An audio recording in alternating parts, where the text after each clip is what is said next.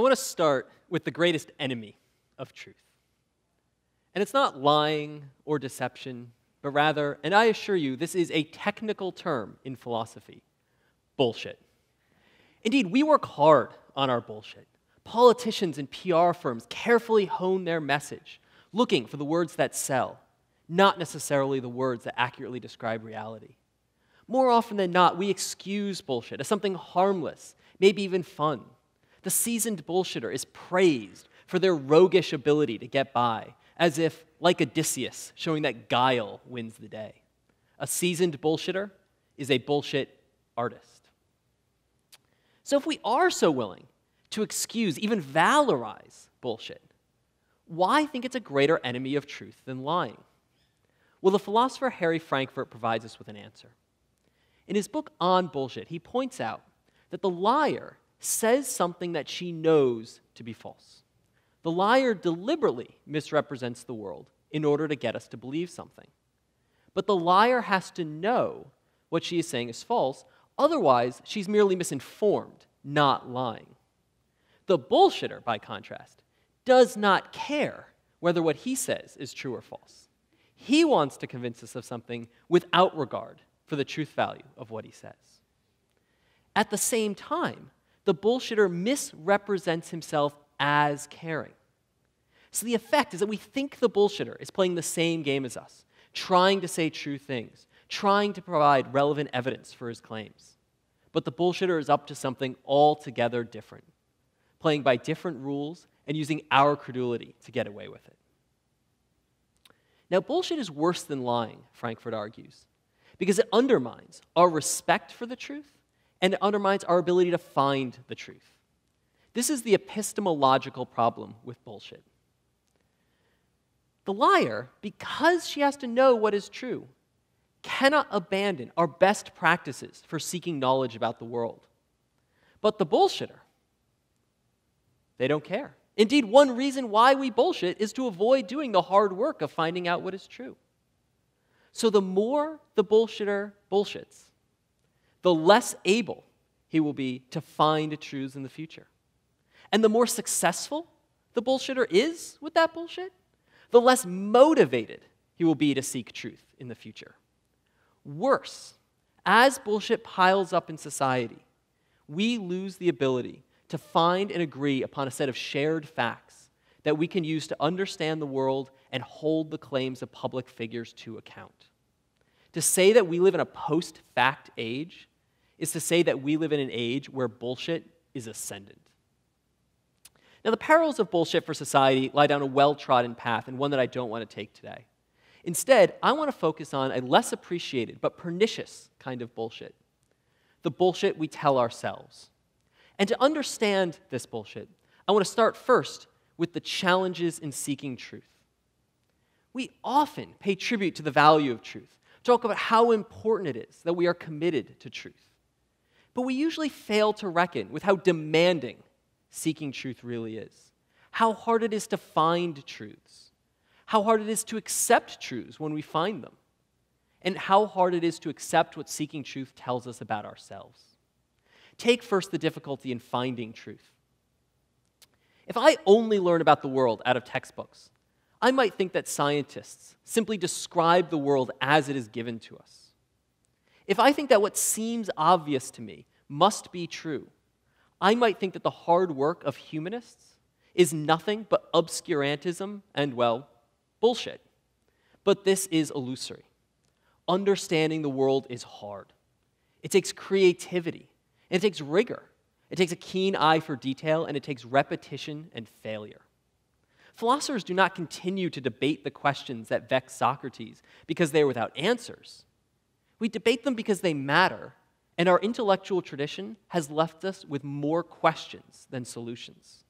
Scientists debate the best interpretation of their data because simply looking at the world is insufficient to understand it.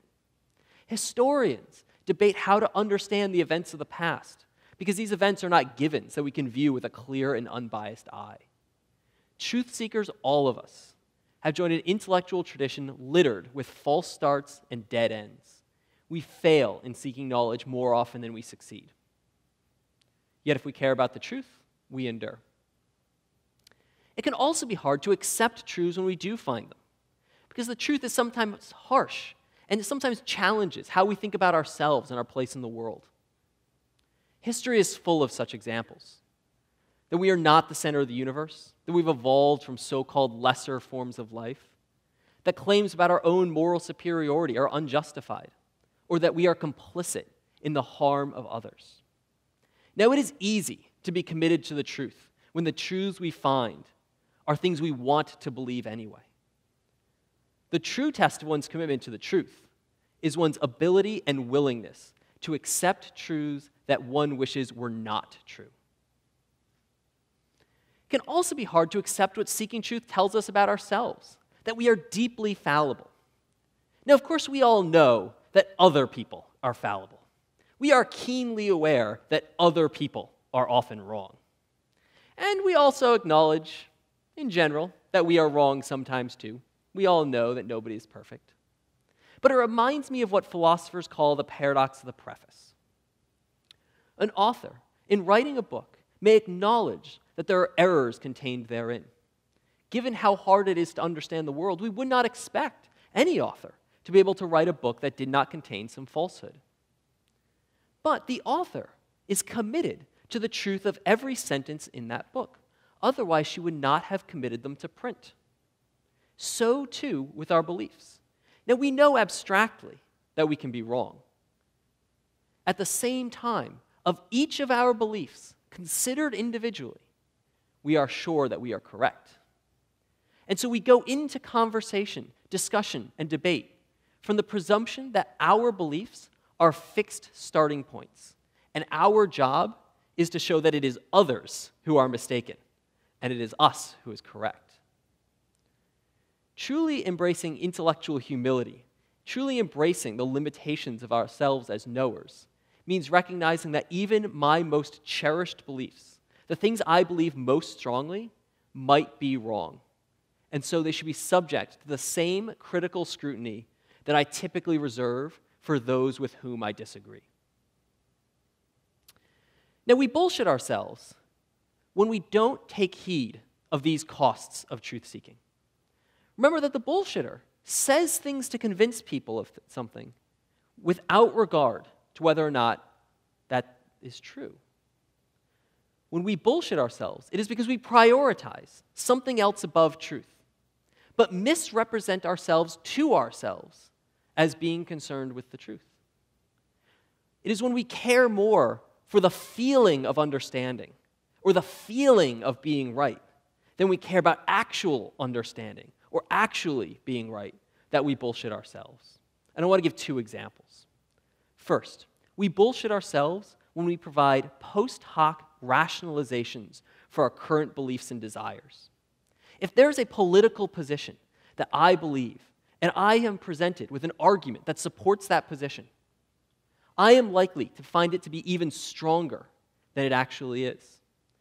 And if I am presented with an argument against my position that supports another view, I am liable to interpret it to be even weaker than it is, even if the arguments are of equivalent strength.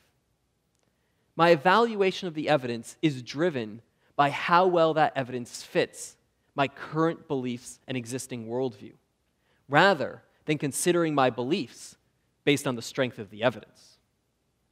So too, if there's a product I want to buy, and I go looking for positive reviews that will validate or justify my desire to make that purchase, I start from the desire to buy that product, and then go casting about for the arguments and evidence that will support me.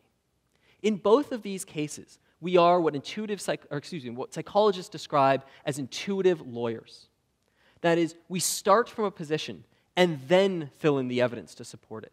But we think of ourselves as intuitive scientists, following the evidence wherever it may lead. We bullshit ourselves because what we really care about in these cases is the defense of our current beliefs and desires. But we tell ourselves that we are in it for truth and that we are following the evidence. We also bullshit ourselves when we eagerly embrace technological miracles that promise cost-free resolutions to our problems or simple solutions to complex questions. If I find a scientific theory that is clean, simple, and easy to understand, And I see a rival theory that is complex, nuanced, and highly qualified. I do not wait until I can fully understand both. I am drawn to the simple theory, and I judge that to be the correct one, the true theory. I confuse my understanding with evidence for its truth. So too with these technological miracles that promise cost-free resolutions to our problems. A solution to climate change that allows me to continue living the life to which I am accustomed sounds much better than one that is contingent on my sacrifice. And I may say of that proposal that it is more promising, more plausible, and I support it for those reasons, when in fact, I support it precisely because it allows me to keep living my current lifestyle. In both of these cases, we are prioritizing our own comfort, our comfort with ideas, and the comfort of our current lives ahead of truth. But once again, we tell ourselves that it is the pursuit of truth that drives us. Here, too, we are bullshitting ourselves. So what would it mean to stop bullshitting ourselves? It would mean first embracing intellectual humility and recognizing that my most cherished beliefs may be wrong. Second, it would mean recognizing that the biases and fallacies I see in others are liable to appear in my own reasoning as well. Third, it is recognizing that just because something seems obvious, seems true to me, does not mean that it actually is true. And finally, it means recognizing that the pursuit of truth may require me to change. It may require me to do better. The rise of bullshit in our society is indeed a problem, one that we should all be committed to solving. One good place to start is with the bullshit we tell ourselves.